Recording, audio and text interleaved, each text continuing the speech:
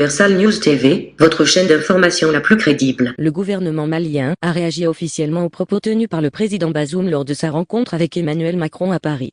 En fait, dans un communiqué en date du 9 juillet 2021, le gouvernement malien a sévèrement condamné les propos tenus par le chef de l'État nigérien sur la situation du pays lors de la conférence de presse qu'il a tenue conjointement avec son homologue français Emmanuel Macron. Le communiqué précisait également que l'ambassadeur du Niger à Bamako avait été reçu au ministère des Affaires étrangères et de la coopération internationale. Dans un entretien exclusif, le président Mohamed Bazoum a donc tenu à apporter des clarifications sur ses propos qui font l'objet de beaucoup de controverses. Suivons maintenant l'intégralité de l'entretien exclusif avec le président Mohamed Bazoum du Niger. Suivons. Monsieur le Président, merci d'avoir agréé notre requête pour cet entretien que nous conduirons avec nos confrères Kader Idi de la télévision Amfani et Moustapha Zongoma de la télévision Bonferré. Première question, Monsieur le Président. On sait que la sécurité est au cœur des préoccupations de nos pays, et singulièrement ceux de l'espace sahélien. Et tout récemment, Barkhane s'est réengagé pour continuer à aider nos forces, alors qu'une certaine opinion s'insurge contre cette présence qu'elle juge inefficace, puisque les attaques continuent. Alors, Monsieur le Président, que répondez-vous à cette opinion?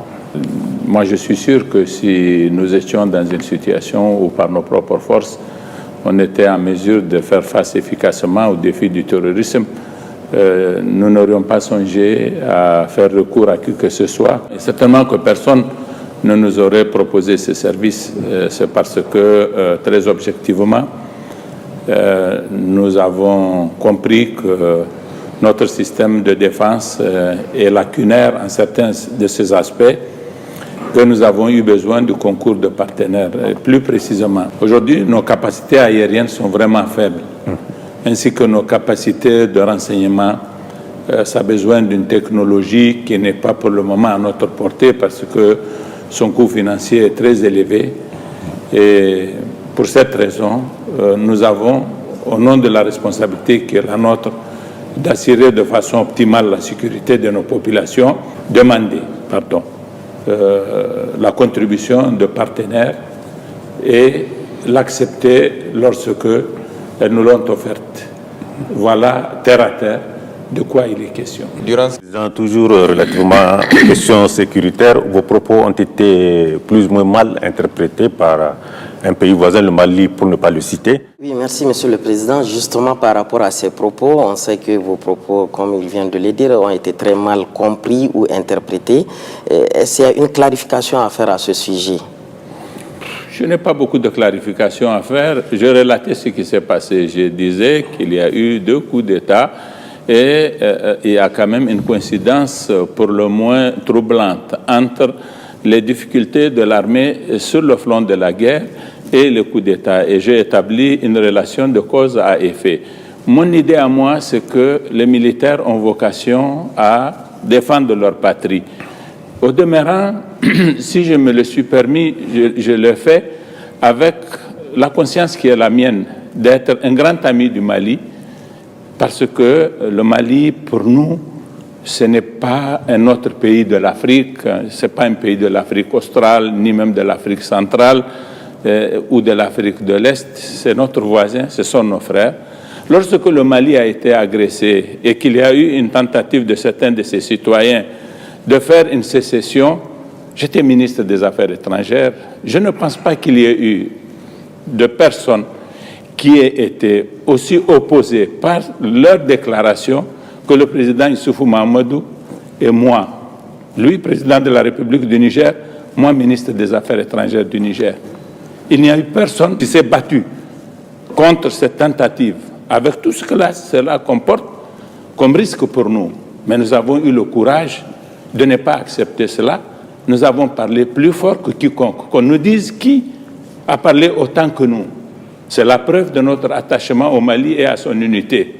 Le jour où Ghislain Dupont a été tué à Kidal, enlevé et tué à Kidal, j'ai fait une déclaration dans laquelle je critiquais la politique française menée par Serval en disant qu'elle n'avait pas tout à fait accompli son travail. J'étais ministre des Affaires étrangères. Je ne me suis pas encombré de gants diplomatiques pour dire cela. Je n'ai pas mis de filtre dans mon propos en parlant d'un pays important comme la France, en le critiquant ouvertement, pas à demi-mot, ce qui m'avait valu l'appréciation et l'estime des Maliens qui me l'ont témoigné jusqu'ici, très nombreux. Et je l'ai fait parce que c'est le Mali. Je peux vous dire que si le phénomène s'était passé en Namibie, au Botswana ou ailleurs, très loin du Niger, je n'aurais pas eu le même comportement. Je parle avec la même conscience, la même conviction et la même estime et la même tendresse pour le Mali, pas pour des hommes. Au demeurant, je vais faire remarquer à ceux qui sont en train de me brocarder que lorsqu'il y a eu le coup d'État militaire du colonel Barré en 1996, ici, le Mali était le pays dont les autorités se sont le plus élevées contre ce coup d'État. Le ministre des Affaires étrangères de l'époque, Dioncounda Traoré, moi j'étais ministre sous la cohabitation et quand le colonel Barré avait fait son coup d'État, il m'avait reconduit dans ma fonction, dont je démissionnerai, vous vous souvenez, 3 mois plus tard. Le ministre Dioncounda, à la réunion ministérielle de l'OIF qui s'est tenue au mois de février de cette année-là, 1997, représentait son pays à Bordeaux. Il avait exigé que je sois chassé de cette rencontre. Il a fallu que je le négocie et que Mme Madji Sudr, qui était la ministre française qui présidait cette rencontre, le négocie pour qu'il me laisse parler, pour que l'Assemblée m'écoute et qu'elle sache les raisons pour lesquelles il y a eu ce coup d'État et comprendre les perspectives du Niger. Il avait difficilement accepté cela. J'ai pu parler et on m'a dit « vous avez eu raison ». À la limite d'avoir accepté d'être au gouvernement de quelqu'un qui venait de faire un coup d'État. Ce n'est pas un autre pays qui a fait ça sur le Mali. Ce n'est pas parce que le ministre des Affaires étrangères du Mali n'aimait pas le Niger. C'est parce qu'il l'aimait, au contraire. Par la suite, le colonel Barré va devenir un grand ami du président Konaré. Et lorsqu'il a été victime de coup d'État, et que le premier ministre Ibrahim Mayaki, le premier ministre du gouvernement de Wanké, qui a remplacé le général Barré, était allé à Sirte, au sommet de l'Organisation de l'Union africaine, le président Omar Konaré a exigé qu'on chasse la délégation du Niger de la salle de la rencontre, là, pour que lui, il entre ce qui lui avait été fait. Je ne pense pas qu'il avait exprimé en cela un sentiment contre le Niger. En tout cas, nous n'avons pas convoqué l'ambassadeur du Mali ce jour-là pour lui faire des remontrances et nous n'avons pas fait de communiqué à toutes ces deux occasions-là parce que nous considérons que c'est un gouvernement qui se réfère à des valeurs, qui pense exprimer un point de vue nécessaire. Je n'ai pas fait plus que cela. Et je sais que les Maliens sont d'accord avec moi. Moi, quand je porte un jugement sur ce qui se passe au Mali, je le porte indépendamment des individus, je le porte au nom de mes convictions d'abord et au nom de la fraternité, de l'amitié, de l'affection que j'ai pour le Mali. Et je veux que le Mali sorte des difficultés dans lesquelles il est aujourd'hui. J'étais prêt à l'aider et je l'ai fait. Beaucoup d'entre eux me disent, vous avez été notre ministre des Affaires étrangères. Le ministre des Finances, la première fois que je suis allé au Mali, après l'élection du président Ibrahim Boubacar Keïta, le ministre Hugo Diarra, à l'aéroport, il m'a salué, il m'a dit, le trésor du Mali est à votre disposition. C'est la seule façon pour nous de vous témoigner notre reconnaissance. Je suis le même. Je n'ai pas changé vis-à-vis du Mali. Je ne changerai jamais vis-à-vis du Mali. J'ai défendu le Mali. Je le défendrai encore, indépendamment de savoir qui est au pouvoir et comment il a fait pour venir au pouvoir. C'est cela qui doit être retenu. Parce que le Mali est un pays voisin, comme le Burkina, comme le Tchad, comme ces pays avec lesquels nous avons un même destin. Et lorsqu'ils ont des problèmes, ça se répercute sur nous. Nous nous permettons, malgré les exigences de la diplomatie, en tout cas le tempérament qui est le mien me le permet, je suis comme ça, malheureusement, de dire un certain nombre de choses. Parce que je pense qu'il est nécessaire de le faire entre frères. Qui aime bien, châtie bien. Oui, Monsieur le Président de la République, nous allons revenir à l'actualité chez nous. On sait que l'éducation fait partie de vos priorités. Et dans ce cadre, vous avez envisagé la réouverture des internats pour les jeunes filles. Alors, est-ce que ces internats seront-ils opérationnels dès la prochaine rentrée académique? Oui, très certainement, grâce à Dieu, nous allons déjà commencer. Nous avons déjà construit 2 internats qui sont achevés, finis. L'un est à Kélé, dans le département de Gouré. L'autre est à Moujia, dans le département de Ilela. Nous avons un qui est en chantier en ce moment, dans le département de Torodi, et un autre qui est en chantier dans le département de Dosso, dans un département de la région de Dosso. Nous allons en construire d'autres d'ici la rentrée prochaine. Nous aurons au moins un internat de jeunes filles pour chaque région. Ça, c'est le démarrage. Et je pense que d'ici la fin de l'année 2022, nous aurons à peu près 100 internats sur l'ensemble du pays. En dehors de l'insécurité, il y a cette question de la pandémie de la COVID-19, en tout cas qui a un effet très néfaste sur nos économies. Le Niger fait des efforts, les autorités font beaucoup pour atténuer cette pandémie.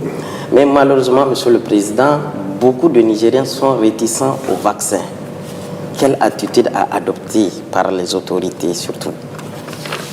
J'ai donné des instructions à l'occasion de toutes les réunions des conseils des ministres de faire en sorte que le maximum des Nigériens soient vaccinés.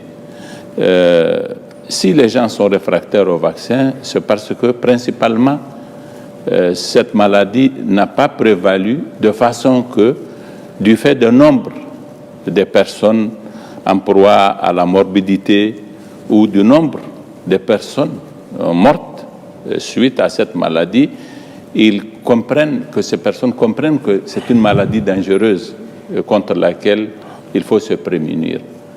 Nous n'allons pas souhaiter plus de morbidité qu'il y en a, pas davantage de mortalité, bien sûr. Et donc, par conséquent, la seule façon de pallier les difficultés auxquelles nous faisons face, c'est de continuer la sensibilisation, mais d'être très offensif dans la mise en place du dispositif nécessaire pour la vaccination. J'ai dit de commencer par l'administration des ministères. J'ai exigé de tous les ministres qu'ils se fassent vacciner, déjà, premièrement. J'ai exigé de tous les ministres qu'ils organisent les vaccinations dans leur département ministériel. Que dans toute l'administration, nous donnions l'exemple. Que les chefs traditionnels, les leaders religieux, que tous ceux qui peuvent concourir à faire en sorte que les populations soient éveillées à cette question et en comprennent les dangers, qu'elle soit mise à contribution afin que ce travail-là soit fait. Nous n'avons pas beaucoup de ressources de nature à nous permettre de faire en sorte que nous puissions aller dans tous les villages immédiatement parce que c'est quelque chose qui n'était pas budgétisé, tout simplement. Mais nous avons beaucoup de vaccins qui sont disponibles et j'ai dit au ministre de la Santé d'utiliser les vaccins dans les centres urbains où nous n'avons pas besoin de beaucoup de carburant, de véhicules à mobiliser pour faire des longs déplacements onéreux. Donc nous sommes en train de mettre en œuvre une politique rationnelle de ce genre-là. Et je voudrais profiter de l'occasion que vous me donnez pour dire à mes compatriotes qu'il est urgent qu'ils se vaccinent parce que lorsqu'on est vacciné, même si on contracte la maladie, elle aura un comportement totalement différent que lorsqu'on n'est pas vacciné. Et vraiment, je souhaite que nos compatriotes comprennent que c'est une maladie extrêmement dangereuse et ces images qu'ils voient à la télévision, à partir des reportages faits dans d'autres pays, ne relèvent pas de la fiction, mais relèvent de la réalité. Grâce à Dieu, à l'occasion de 2 vagues, nous n'avons pas eu beaucoup de cas, ni de morbidité, ni de mortalité. Nous sommes toujours à 295 morts, mais le variant Delta, qui est aujourd'hui le plus répandu, est un variant qui pourrait avoir un autre comportement dans notre pays. Et si nous vivons une situation comme celle à laquelle ont été confrontés des pays puissants, mais qui ont été totalement pris de court, la situation va être très difficile pour nous. Nous ne le souhaitons pas, mais pour prévenir cela, nous avons les vaccins aujourd'hui. C'est ça la chance que nous avons, que cette maladie viendrait peut-être en retard ici. Prenons donc les devants et prévenons-la. Notre population est assez jeune. Beaucoup de jeunes attendent d'ailleurs d'avoir le premier emploi. Durant ces 100 premiers jours, qu'est-ce qui a été amorcé par vous et votre gouvernement dans le cadre du recrutement des jeunes? Vous savez, le recrutement des jeunes, ce n'est pas quelque chose qui s'improvise. Ça ne procède pas que de la volonté de ceux qui sont au pouvoir. Si je vous disais que nous avons pu recruter tant de jeunes, je vous aurais suggéré que nous avons pu être des magiciens. Or, il n'y a pas de baguette magique en la matière. Il faut promouvoir la bonne gouvernance, promouvoir des politiques qui reposent sur une rationalité positive pour faire en sorte que les conditions d'une certaine croissance à même de générer des occasions d'emploi soient mises en œuvre. Et donc, vous vous souvenez que l'un des grands défis auxquels j'ai dit nous sommes confrontés, c'est celui de la gouvernance. C'est dans le cadre de la mise en œuvre de toute la politique, de l'amélioration de notre gouvernance, que nous attendrons les fruits en termes justement d'emploi, de création d'emplois. C'est le fait de repenser notre système éducatif, notre système de formation professionnelle, qui va nous donner l'occasion de la mise en œuvre des politiques qui vont déboucher sur des perspectives de création d'emplois pour les jeunes. C'est l'amélioration de nos recettes. C'est la qualité des dépenses, des deniers publics. C'est autant de choses qui sont à mesure progressivement de créer un climat économique différent et qui va générer justement les opportunités d'emploi pour les jeunes. Monsieur le Président de la République, vous avez récemment rencontré les centrales syndicales. Est-ce qu'on peut dire qu'à partir de là, il s'est instauré un climat apaisé entre le pouvoir et les travailleurs? Nous, notre régime a toujours entretenu de relations, de dialogue avec les centrales syndicales.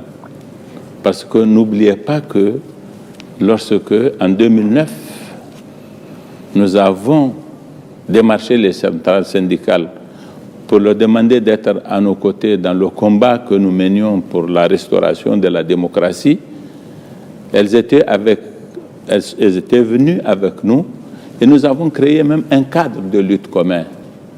C'est ça qui explique qu'au lendemain de l'arrivée du président Issoufou au pouvoir, nous avons discuté avec les centrales syndicales et nous avons concédé les plus grandes conquêtes jamais réalisées par le mouvement syndical en termes d'amélioration des conditions des travailleurs. Ça s'est traduit par une réforme du régime des indemnités, de toutes les revendications qui ont été à l'époque portées par les travailleurs. Il n'y en avait pas eu une seule sur laquelle nous n'ayons donné satisfaction, que ce soit le régime des indemnités, que ce soit le régime des primes, que ce soit la valeur indiciaire. Sur toutes ces questions-là, nous avons eu des discussions et lorsque nous avons fait l'évaluation, nous avons donné des indemnités nouvelles qui n'existaient pas. Nous les avons totalement démocratisées dans tous les secteurs. Avant, il y avait quelques secteurs seulement qui étaient concernés par certaines primes et par certaines indemnités. Nous en avons élargi l'assiette à tous les travailleurs. Et je me souviens que nous avons pu évaluer qu'un fonctionnaire cadre A1 a pu, par mois, avoir une bonification d'au moins 100 000 francs sur ces traitements. Ce climat de dialogue, nous avons continué à l'entretenir avec les centrales syndicales Moi, comme ancien syndicaliste, j'ai été pour beaucoup dans cette relation de qualité entre notre régime et les centrales syndicales. Nous avons fait preuve de notre reconnaissance à leur égard. Nous avons entretenu un dialogue très fructueux. Il y a eu quelques syndicats à la base qui n'étaient pas dans cette logique de consensus qui a prévalu entre nous et les centrales. Et maintenant que je suis président de la République, j'ai décidé d'entretenir le même climat en donnant tous les gages de notre bonne volonté. Et je l'ai élargi même aux syndicats qui avaient eu quelques défiances à notre égard, parce que ma conviction est que dans le contexte de notre pays, au regard des défis auxquels il est confronté, notamment en matière sécuritaire, il est indispensable que nous entretenions les meilleures relations avec toutes les forces vives et les syndicats notamment par conséquent. Monsieur le Président de la République, vous avez reçu récemment les responsables du Haut Commissariat au barrage de Kandaji.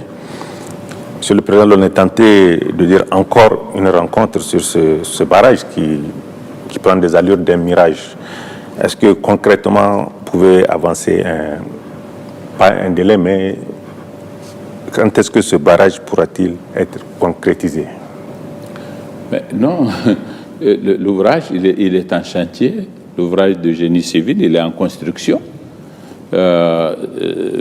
Cette construction a été relativement affectée par les mesures qui ont été prises par les différents acteurs qui interviennent, la société qui construit, le bureau d'études. Tous ont pris des mesures malheureusement très classiques qui ont été prises par toutes les sociétés dans ces circonstances, ont arrêté le travail, mais tout a repris. Donc le travail se poursuit normalement et les échéances seront, Inch'Allah, respectées. Il y a un seul problème, c'est celui du déplacement des populations qui était contenu dans le cahier des charges et qui relevait de la responsabilité de l'État. Nous avons évalué les coûts à 35 milliards pour réaliser le déplacement de toutes ces populations sur les sites nouveaux qui avaient déjà été identifiés. Nous sommes à la recherche de ces fonds et la dernière fois que le vice-président de la Banque mondiale était ici à Niamey, je discutais avec lui pour lui demander de nous aider à travers un prêt ou une subvention pour que ce fonds-là soit mis à notre disposition et que nous puissions exécuter notre part de responsabilité en attendant que justement l'ouvrage se termine et qu'il commence à fonctionner. Vous savez, c'est un projet qui comporte la construction d'un ouvrage qui est le barrage lui-même. Après, ça va être à peu près 45 000 hectares qui vont être irrigués. Il y aura de l'eau qui va envahir toutes les zones d'habitation actuelles. C'est ça qui explique le déplacement des populations. Et puis après, il y aura de l'électricité qui sera produite, qui sera transportée et qui sera transportée sur la ville de Niamey et qui sera connectée au réseau national de notre système électrique. Donc, toutes ces phases-là sont identifiées. Tous les partenaires qui doivent intervenir dans chacun des segments de ce projet ont libéré les fonds nécessaires à cet effet. L'agenda est respecté.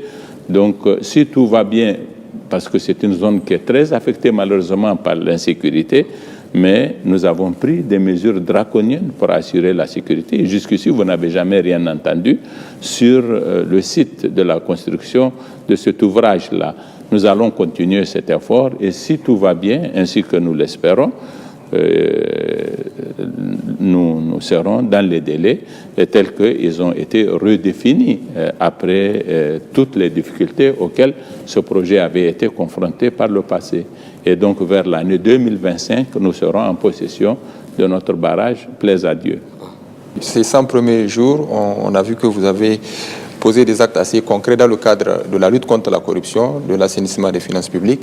Vous avez, par exemple, associé la Halcia dans des opérations de recouvrement avec la DGI. Vous avez vous-même demandé une inspection générale d'État. Mais malgré tout, on a l'impression que certains de nos concitoyens estiment que jusqu'à présent, vous ne parlez plutôt que vous n'agissez. Oui, je sais, mais moi je sais que c'est une matière sur laquelle les choses sont très difficiles. Et le plus grand risque auquel je pourrais être exposé, c'est de me réduire à de l'incantation. J'ai conscience que ça peut être ça ma situation, ça peut être, et c'est parce que justement j'ai conscience que c'est ça qui peut m'arriver et que je ne suis pas prêt à ce que cela m'arrive, que je vais être très efficace dans mon action, et vous le verrez.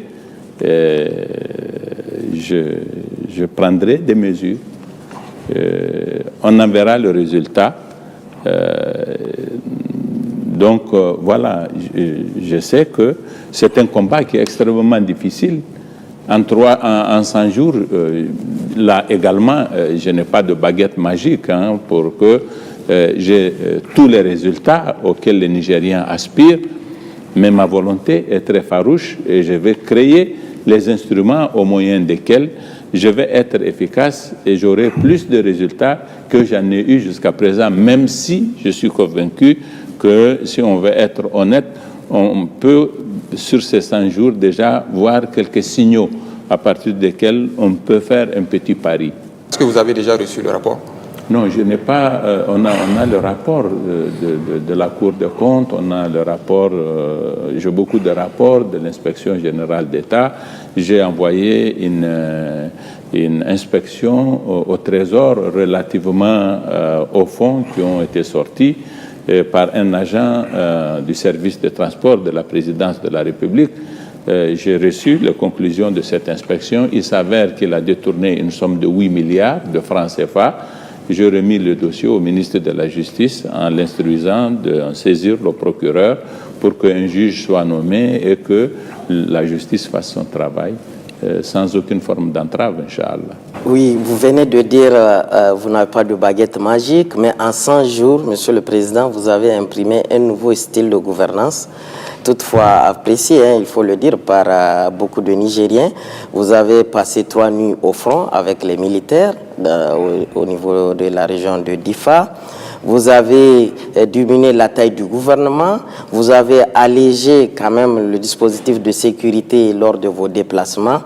Toutes choses qui sont vraiment appréciées par les Nigériens. Est-ce que cela va se poursuivre? Nous sommes seulement à 100 jours sur les 5 ans, donc les 1825 jours. Est-ce que les 1725 jours, on va attendre ce même style que les Nigériens apprécient de vous? Écoutez, on dit que le style c'est l'homme. Vous avez vu que je suis incapable de changer quand il s'agit de dire certaines choses, même sur le plan international. En fait, j'ai pris un peu de recul. Moi, je suis d'une certaine génération. C'est vrai, je suis désormais plutôt vieux, mais je suis relativement jeune par rapport à un régime comme celui de la Première République, Deuxième République, jusqu'à la Septième République. Donc, je peux prendre un recul pour savoir des choses qui ne doivent plus avoir cours, et je m'en suis débarrassé très facilement. Et en cela, j'ai été tout à fait comme les Nigériens l'attendaient et l'espéraient.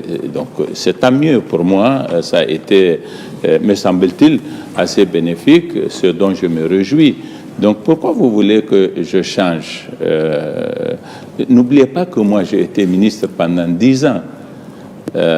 Donc, j'ai pu faire une certaine évaluation aussi critique de notre politique. Et je savais les choses qu'on peut changer. Lorsqu'il ne dépend que de soi de changer les choses, il n'y a pas un effort financier, on n'a pas besoin de ressources qui n'existeraient pas. On ne crée aucune difficulté à qui que ce soit en le faisant, mais on le fait tout simplement. C'est ça ma philosophie. Donc, je ferai tout ce qui me paraîtra positif et qui n'a pas de coût, qui n'a aucune forme de coût en tout cas, ni de coût financier, ni de coût sur le plan moral et ainsi de suite. Il y a beaucoup de questions sur lesquelles, évidemment, j'aurais voulu légiférer pour changer les choses, pour les rendre conformes à mes convictions, mais je n'oserais pas parce qu'elles peuvent buter à des difficultés sociétales. Et donc, par conséquent, on ne les fait pas. Mais tant qu'on fait des choses qui sont appréciées, par la communauté, il faut les faire et ce n'est pas difficile. Donc, n'ayez aucune crainte. Ça n'a pas de sens que vous puissiez penser que ce sont des choses sur lesquelles je pourrais changer. Monsieur le Président de la République, plusieurs dizaines de formations politiques vous ont soutenu, pour certaines, dès le premier tour. Quels sont vos rapports avec ces différents partis et même ceux de l'opposition, d'autant que ça et là, on entend dire le président, nous l'avons soutenu, nous l'avons accompagné, mais jusqu'ici, nous n'avons pas le retour d'ascenseur. Oui, vous savez, malheureusement, c'est toujours difficile de gérer des coalitions aussi grandes que celle qui m'a porté au pouvoir. Après tout, je n'ai que 100 jours, je ne voudrais être ingrat vis-à-vis de personne, je n'oublierai pour ainsi dire personne, mais je ne ferai pas aussi tout ce que peuvent vouloir mes alliés, ni que tout ce que peuvent vouloir les militants de mon parti. Ce sont des questions très difficiles, mais j'aurai toujours cette éthique d'être reconnaissant vis-à-vis des gens et de leur témoigner ma reconnaissance à travers des choses que je pourrais faire et qui ne contreviennent pas à la morale, qui ne contreviennent pas aux exigences de la bonne gouvernance. Je suis écartelé entre ces deux exigences-là. Ne pas être ingrat, mais en même temps ne pas être complaisant. Et je vais trouver le juste milieu. J'ai 5 années pour cela, Inch'Allah. Et donc, voilà, je suis sûr qu'à un moment donné, tout le monde se dira que bon, on a pu faire ce qu'on peut, mais il y a des choses que je ne ferai pas. C'est très clair, parce que ça peut contredire mes propres valeurs, mes convictions, mon éthique. Non, là, je ne transigerai pas, vraiment. J'ai beaucoup de gens, parfois, tout président de la République que je suis, qui me demande, on a un fils qui a fait un concours, même quand j'étais ministre, j'étais démarché, j'ai dit que si moi je fais ça, ça veut dire que je ne suis plus moi-même et je n'aurai pas de raison de prétendre diriger les hommes. Lorsque vous avez la chance d'être le seul que 20 millions de Nigériens ont choisi, vous devez être neutre, vous devez être objectif, vous devez traiter ces gens-là en ayant peur de Dieu. Je l'ai dit dans mon discours d'investiture. Donc voilà, j'aurai toujours cette peur de Dieu et j'aurai toujours à cœur de ne pas décevoir les gens qui m'ont aidé, même parce qu'ils attendent un certain retour d'ascenseur. Voilà, je ne sais pas si c'est des escaliers ou un ascenseur, mais on va trouver quelques moyens pour faire en sorte que ces personnes-là se déplacent. Vous avez rencontré les différentes couches sociales. Est-ce qu'une rencontre est prévue, par exemple, avec les partis politiques de l'opposition? Je disais hier à quelqu'un, les partis politiques se sont à mon égard autoconfinés. À partir du moment où ils ont dit qu'ils ne me reconnaissent pas comme président de la République, ils m'ont facilité la tâche. Donc, je ne me sens aucun devoir à leur égard. En tout cas, mais vous avez vu, j'ai rencontré tout le monde. Ce n'est pas nécessaire que je les rencontre. L'essentiel, c'est que moi, je gouverne de façon à créer les conditions de l'expression de tous les droits et la jouissance de tous les droits pour tous les citoyens et même pour les hommes politiques par conséquent, et même pour les hommes politiques de l'opposition, parmi lesquels je compte des personnes que je connais très bien, qui sont peut-être même des amis. En tout cas, moi, je les percevais comme ça, jusqu'à ce que je les ai entendus dire des choses horribles contre moi. Mais je suis ainsi fait que je pardonne. Et donc, je pardonnais à tout le monde. Il y a une chanson phare d'une troupe Al-Bichir qui dit « Gadodo, Bazoum, Dodo ». On doit avoir peur du président Mohamed Bazoum? Non, on m'a expliqué le terme, parce que pour moi, dodo en Hausa, c'est dragon. On m'a dit que non, ça veut dire héros. Voilà, donc c'est un terme qui est polysémique, qui a au moins 2 sens. Il peut dire dragon, il peut dire héros.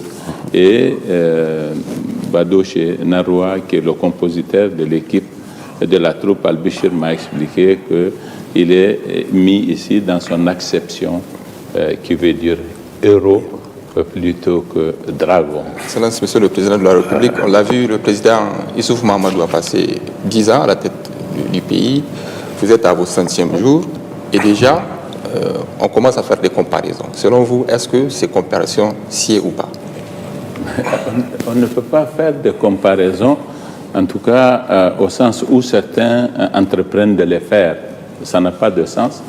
Le président Issoufou m'a choisi, moi, comme candidat, et ce qu'il a dit à tous qu'il a rencontrés pour leur expliquer pourquoi il me soutient, c'est qu'il leur a dit deux choses. Que j'ai deux qualités. Que je suis quelqu'un de loyal et je suis quelqu'un d'intègre. Loyal, c'est loyal d'abord vis-à-vis du Niger. Loyal vis-à-vis des hommes, mais loyal vis-à-vis du Niger globalement, le peuple du Niger. Le peuple du Niger, ce sont ceux qui sont vivants aujourd'hui, mais dans une certaine façon, ce sont les générations futures. Et je suis intègre. C'est parce qu'il sait que j'aurai le souci de bien gérer l'État et les biens publics qu'il a voulu que je sois la personne qui le remplace. Et tout ce que je fais, je le fais dans le prolongement de notre engagement commun avec le président Issoufou, que je n'ai rencontré que dans le cadre du PNDS. Ce projet, nous l'avons porté tous ensemble, lui à notre tête, nous tous à ses côtés. Et vous avez suivi toutes les péripéties par lesquelles nous sommes passés. Nous ne nous sommes jamais séparés. Il n'y a pas un autre parti sur la scène nationale qui a eu ce comportement-là. Et la raison majeure de ce comportement, c'est le leadership du président Issoufou. La façon dont il nous a traités, j'ai eu beaucoup d'occasions de le dire. La loyauté qu'il a eue vis-à-vis de nous, que nous lui avons rendue par notre loyauté indéfectible, qui a consisté à le soutenir dans tous les combats que nous avons entrepris, dans toutes les épreuves auxquelles nous avons été confrontés. Ce projet, je le continue avec mon style, avec ma personnalité, parce que mon style à moi et ma personnalité sont différents du style et de la personnalité du président Issoufou, tout comme physiquement, nous avons des dissemblances. Le style, c'est ce niveau-là, totalement superficiel, mais le fond qui m'unit au président Issoufou et qui explique notre amitié et notre relation politique, ce fond-là, nous l'avons en partage de la même façon. C'est pourquoi j'ai dit que je vais corriger toutes les insuffisances que j'ai pu noter dans notre gouvernance pendant 10 ans, que j'assume pleinement. Est-ce qu'on m'a jamais vu, moi, ou entendu dire des choses sur notre gouvernance pour m'en désolidariser, pour la critiquer? Non. J'ai assumé tout ce que nous avons fait avec le président Issoufou parce que je trouvais que c'était bien. Mais en même temps, je savais qu'il y avait des lacunes. J'ai la chance d'être président. Aujourd'hui, tout ce que je pense être des lacunes, je vais les corriger. Mais sur fond d'une éthique qui est la même, qui explique justement la relation très forte qui m'a uni, qui m'a lié au président Issoufou. Voilà, Monsieur le Président de la République, avec nos vœux de succès pour ce mandat et peut-être pour le prochain. En tout cas, nous vous disons merci d'avoir répondu à toutes ces questions. Pour ce mandat, c'est un grand challenge. Moi, si vous voulez faire une prière pour moi, faites la prière que je sois en bonne santé et que je réussisse ce mandat qui me lie au peuple du Niger. Merci beaucoup. Merci, Monsieur le Président. En rappel, vendredi le 9 juillet, le chef de l'État nigérien Mohamed Bazoum avait participé à Paris, la capitale française, à un sommet sur la situation sécuritaire dans les pays du G5 Sahel aux côtés de son homologue français Emmanuel Macron. Ici, Christine Muriel, pour Universal News TV. Merci de suivre Universal News TV sur YouTube. Nous vous rassurons que les informations que nous diffusons au quotidien sont suffisamment crédibles. Alors, n'hésitez pas à liker la vidéo si elle vous plaît, et si vous êtes nouveau sur la chaîne. N'oubliez pas de vous abonner et d'activer la cloche de notification pour ne pas rater nos prochaines vidéos.